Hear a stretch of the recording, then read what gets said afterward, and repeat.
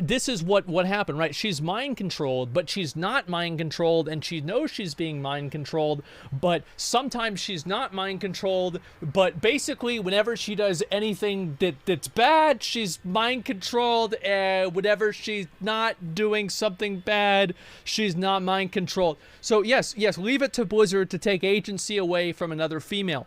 This is fucking ridiculous, man. This is so fucking garbage. I can't believe it.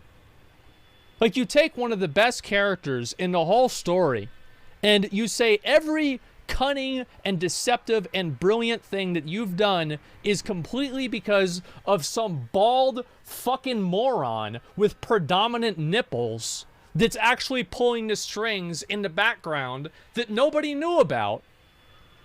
He's actually so smart. And then, like, how if he's so smart, why the fuck